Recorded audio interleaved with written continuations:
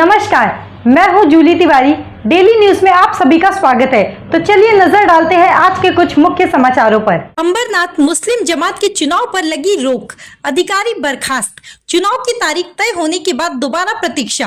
अंबरनाथ मस्जिद ट्रस्ट मुस्लिम जमात अंबरनाथ का चुनाव में एक बार फिर नया मोड़ आया है, जहां अंबरनाथ मस्जिद ट्रस्ट मुस्लिम जमात की समिति का नवंबर में होने वाला चुनाव महाराष्ट्र वक्फ बोर्ड द्वारा रद्द कर दिया गया है। इसके साथ ही वक्फ बोर्ड ने चुनाव अधिकारी को भी बर्खास्त कर दिया है।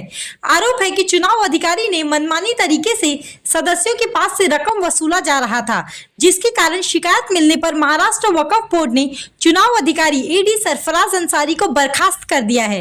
यह जानकारी एडी आसिफ पठान, महमूद मीरा सैयद व शौकत शेख तथा अन्य लोगों ने पत्रकार परिषद में दी है।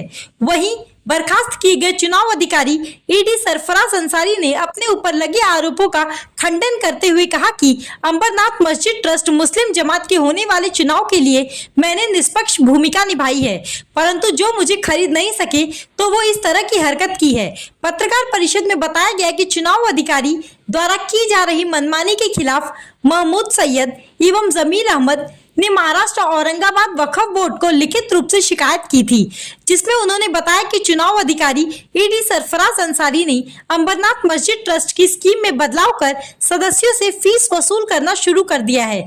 इसके साथ ही वह पूर्व ट्रस्टियों को एक तरफा समर्थन कर रहे थे।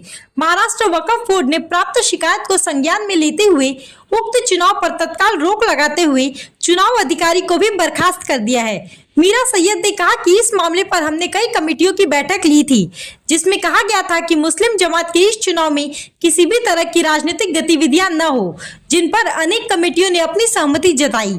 यहाँ तक कि डॉक्टर जुबेर भी सहमत है।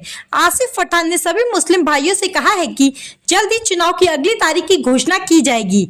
इसके साथ ही उन्होंने विशेष अपील करते हुए कहा है कि किसी भी तरह की अफवाहों पर ध्यान न दे। महमूद सैयद ने भी लोगों को समझते हुए कहा कि वह धीरज रखे, चुनाव जल्द होगा। वहीं शौकत शेख ने सभी पत्रकारों का आभार व्यक्त किया। इस अवसर पर शमीर शेख, जफर खान, याकूब मीरा सैयद, सकलीन आबिद आदि उपस्थित थे। लोगों के सामने भी जाना जरूरी था, बहुत जरूरी थी जाना। फिर जब लेटर आया, लेटर के बाद में हम लोगों ने जो प्रेस किए, उसके बाद में गलत अफवाह उड़ने लग गई कि ऐसा है वैसा है, ये है वो फलाना है। मतलब जो कायदे की बात थी उस पर ध्यान नहीं दिया जा रहा था, फालतू बातों में ध्यान दिया जा रहा था।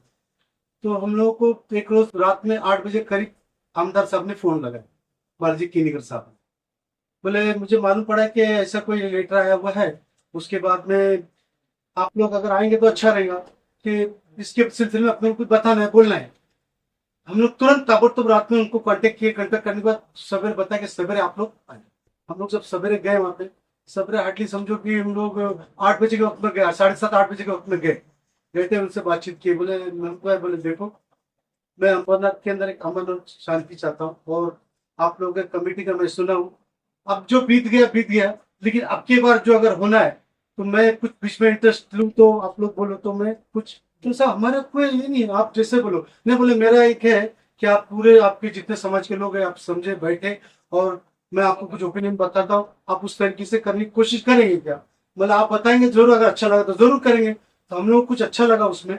तो फिर एक टाइम मुकर्रर हुआ जिसमें डॉक्टर जुबेर, माशाल्लाह, बालाजी किनीकर साहब और दूसरे 2-4 लोग थे, जिसमें डॉक्टर के यहाँ पे हमारी बातचीत हुई। बातचीत होने के बाद में आमदार साहब ने कुछ बातें रखी कि भाई इस तरीके से होना चाहिए, आपस में मिल बांट के होना चाहिए, कुछ उनके कुछ आपके कुछ ऐसे। और 1-2-4 मीटिंग लगी तो हरकत नहीं, उनके साथ बहुत से मतलब गुफ्तगू चली, बहुत सी बातें हुई। तो उस पर अभी उनका भी चल रहा है, चर्चा चल रही है उस पर भी उनकी, हम लोग की भी चर्चा चल रही है। कहने का मकसद ये था कि हम अंबरनाथ पे अमन चाहते हैं। हम ये नहीं चाहते कि जमात के हिसाब से कुछ लफड़ा हो, जमात से कुछ गलत फहमियां दूर हो। हमारा कहने का मकसद ये था, जब वो अधिकारी अपॉइंट हुआ उस वक्त में हमारे पत्रकार यूसुफ भाई वहां पे मौजूद थे। उन्होंने उसको किस तरीके से पेश आए, नहीं आपको पैसे देना पड़ेगा। भाई मैं बताना चाहता हूँ, मैं अगर नगर सेवक का इलेक्शन लड़ता हूँ तो मुझे बाकायदा पैर पड़ने की नौबत आती है। पैर भी पड़ता हूँ, पैसे भी देता हूँ, हाथ भी जोड़ता हूँ, सब चीज होती है। यहाँ एक पहले ऐसे हम लोगों ने देखा कि मुसलमान मतलब मुस्लिम कमेटी का जो इलेक्शन होने जा रहा है जमात का, उसके अंदर कैंडिडेट से पैसे लिए जा रहे हैं, कैंडिडेट से टाइम लिया जा रहा है, कैंडिडेट से हर तरीके के मतलब मतलब हर तरफ से टॉर्चर किया जा रहा है। किसको? कैंडिडेट को नहीं, वोटर सदस्य वोटर को। वोटर से पैसे भी लिए जा रहे हैं, वोटर से सब ये किया जा रहा है। वोटर हमारे कहने का मतलब ये था, हाँ, हमने उनको समझाया कि देखिए हमारे जो यहाँ का जो तबका है, गरीब तबके का लोग हैं, आप वहाँ के हाँ, 100 रुपए हमने कहीं पे वो 200 बोल रहा है, कहीं 500 बोल रहा है, मेरे से 100 हम लिए थे इसे, 100 रुपए लिए थे अच्छा एक फॉर्म। अभी नेक्स्ट टाइम वापस आए 90 रुपए और बढ़ा दिए, कितने हो गए? 200, 190 रुपए हो गए। अच्छा, अंडरटेकिंग फॉर्म अलग। मैंने आज तक समझा हूं कि मैं जो भी हम लोगों ने आज, आपको मालूम है नगर से होने की वजह से मतलब कितनी तकलीफें उठानी पड़ती है सामने वालों को, क्या क्या नहीं करना पड़ता है। हम लोग वहां पे जाते, तहसीलदार में वोटरों के फॉर्म भरते, सब कुछ भरते, एक साइन पे हो गया काम खराब। यहाँ पे ये अधिकारी 190 रुपया मांग रहा है, समझ भाई, 190 रुपया मांग रहा है, और प्लस 3 आपकी 4-4 पीढ़ी, 5-5 पीढ़ी हो गई यहाँ पे, तो भी आपको 4 लोगों की साइन लगेगी। वो भी साइन कैसे गवाह के तौर 2 लोगों की गवाह के तौर दो पे। लोग। जो वो इलेक्शन के अंदर पहले जो था यादी में नाम, वो शख्स आपको साइन करना चाहिए, वरना अगर कोई नगर सेवक, नगर अध्यक्ष भी आपको साइन किया तो नहीं चलेगा, आमदार ने भी साइन किया तो नहीं चलेगा, बाकायदा वो वोटर साइन करने के लिए आपको चाहिए। तो ये कौन सा नियम है? इस बेस पे बोल रहे कुछ ऐसा ठीक है, लेकिन उन्होंने क्या हमको अपॉइंट किया? किसने अपॉइंट किया? वक्फ बोर्ड ने किया। हम, अच्छा सुनो ना, मैं क्या कहता हूँ, तो वो जमात वाले का भी काम था, उससे पूछना चाहिए था, बोलना चाहिए था, भाई लोगों को ये तकलीफ हो रही, ये तकलीफें नहीं होनी चाहिए और इतना पैसा नहीं लेनी चाहिए, आप पैसा कम करो। उन्होंने नहीं सुना। हम लोग वहां पे गए, हमारी पूरी जमात वाले सब है, आसिफ भाई, शौकत भाई, हमारी पूरी टीम है, अभी नाम जितना लोग तक हमारी पूरी टीम गई। हमने एक सवाल किया उनसे, भाई हमारे यहाँ के लोगों से कैंडिडेट जब खड़ा होगा उनसे पैसे लेंगे चलेंगे, वोटर से आप पैसे क्यों ले रहे हैं? वोटर से पैसे क्यों ले रहे हैं? ये बोले वक्फ बोर्ड ने हमको बोला है। तो हमारे रीढ़ की हड्डी है आसिफ भाई पठान, एडवोकेट आसिफ पठान, हम लोगों ने, जमीन मैंने, हम लोगों ने, जब शौकत भाई को हमने बताया था खाली इस चीज को हम नोटिस डाल रहे हैं, हमने उनसे पूछा, भाई आपका जो आया हुआ है अधिकारी, वो बताया कि मुझे इलेक्शन लड़ने के लिए तो 10 लाख रुपए चाहिए, और वक्त से हमने पूछा, वो बोलते 30 लाख रुपए हम लोग 30,000 रुपए हम देते खाली। वो भी एक गलत हुआ। फिर वक्त से हमने पूछे, भाई आपने ऐसा टर्म्स कंडीशन डाला है कि रूल्स में कि इतने पैसे लेने चाहिए या नहीं है? उन्होंने बोला नहीं है। तो बोला फिर ये वहां पे अपना मनमानी कारोबार कर रहा है, लेखी सूरत में कंप्लीट दो। हमने बाकायदा उसको लेखी सूरत में कंप्लीट दिया है। बाकायदा यहाँ की जो जमात थी उनको भी हमने बताया कि आप लोग भी ऑब्जेक्शन लो, तो वो क्या बोलते हैं, हमारा कुछ सुनने को तैयार नहीं। मैं बोला आप लोग जमात में है, आप तो इसमें आपने ये सब काम करने चाहिए जो हम लोग कर रहे हैं, तो नहीं, हम लोगों ने दिए तो वहां पे पास उसी के हिसाब से उसको नोटिस निकली। नोटिस निकलने के बाद में उसको जवाब पूछा गया, उसी के बदले में ये नोटिस आई गई कि हमने उसको निकाला है। मतलब ये हुआ है कि वक्फ बोर्ड का वो बिल्कुल 100% मनमानी कर रहा था, मनमानी कर रहा है। मनमानी कर रहा। जबकि एपीवाई के टाइम पे, उस टाइम पे 10 रुपया कितना शौकत कितना लिया, 10 के बराबर 20 करो या 30 करो, अच्छा काट दे रहे, उसके बाद 50 करो। देखिए ये अपनी वो अधिकारी पे कार्रवाई हो गई। कार्रवाई होने के बाद एक प्रेस कॉन्फ्रेंस ली हम लोगों ने। खासगी तो हमने जब लेटर दिए, पेपर्स दिए, उनके बाद में ऑर्डर लाया हमने हाई कोर्ट का, ये देने के बाद में उनके समझ में आया कि ये गलत हो रहा है। हाँ निकाल दे, त्याला काढलं पण आता त्याला परत त्या लोक चौकशी करताय की तुम्ही किती पैसे भरले, तू किती पैसे काढले, तुम्ही किती फॉर्म वाटले तिथं, इलिगल होते का इलिगल होते, आम्ही ते पण दिले त्यांना की इलिगल यांनी वाटलेले म्हणून तिथं कायद्यात बसत नव्हतं तरी त्यांनी दिलेलं आहे। तर त्या हिसाबाने त्याच्यावर कारवाई ते चालू है।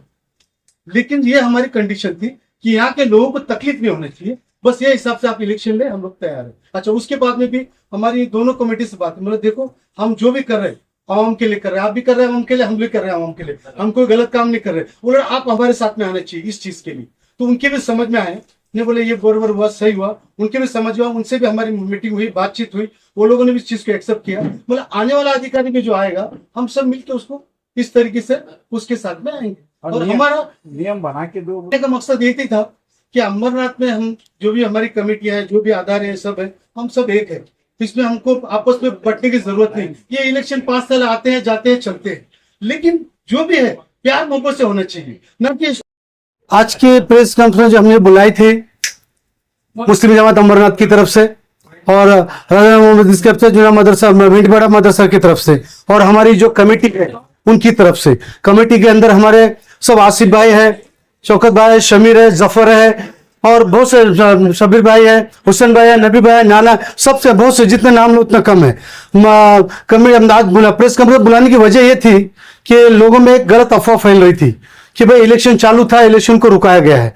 बाकायदा इलेक्शन को रुकाने की वजह यह थी कि आवाम से पैसे वसूले जा रहे थे, मैं शॉर्टकट में आपको बताना चाहता हूं कि आवाम से पैसे लिए जा रहे थे। तो हमारा कहने का मकसद यह था, वक्फ बोर्ड ने जिस अधिकारी को अपॉइंट किया हुआ था उस अधिकारी को हमने बताया कि भाई आप लोग पब्लिक से पैसा ना ले, आप या गवर्नमेंट से पैसा ले, पब्लिक से पैसा ले, जो और कैंडिडेट जो है आप उनसे पैसा ले, जो सदर बनना चाहता है, जो ट्रस्टी बनना चाहता है उनसे पैसा ले, ना कि आप वोटर से पैसा ले। ये हमारी मांगनी थी। हमने वक्फ बोर्ड से ये लेटर देख के बाकायदा मांगनी की थी, भाई इस अधिकारी को आप यहां से हटाओ। उसके बावजूद में नहीं सुने तो हमने बाकायदा औरंगाबाद हाई कोर्ट से ऑर्डर लाए। ऑर्डर लाने के बाद में हमने वक्फ बोर्ड को ऑर्डर दिखाया।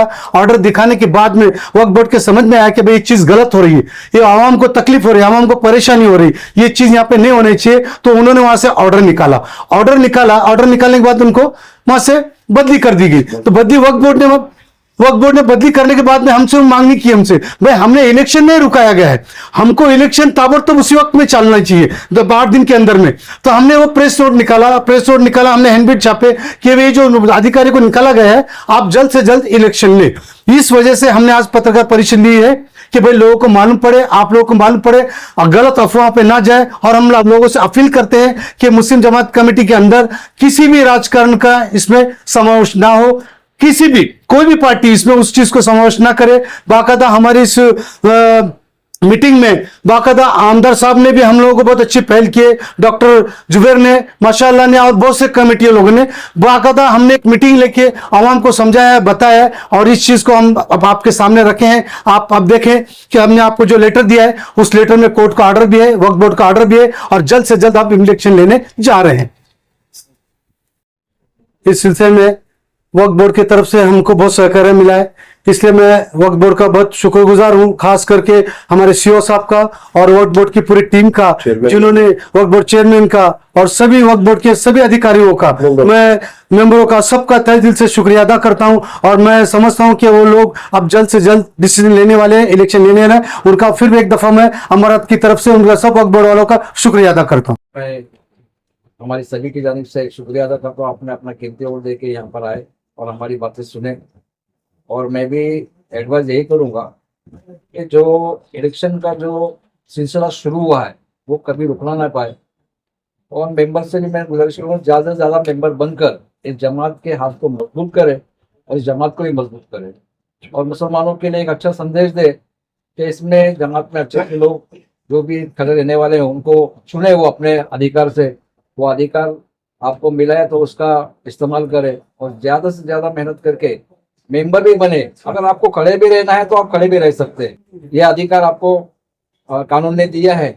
जिसको अपनी मर्जी का इलेक्शन में हिस्सा लेना है वो ले सकते हैं। तो आप पहले मेंबर तो बनो तो आपको अधिकार आ जाएगा। तो मैं हमारी टीम की तरफ से जो भी आज यहाँ पर पत्रकार परिषद रखे आप तमाम ही पत्रकारों का शुक्रिया अदा करता हूँ और आने वाले इलेक्शन में भी आप लोग अच्छे से न्यूज़ करेंगे ये उम्मीद करता हूँ। Thank you. तो आज के लिए बस इतना ही।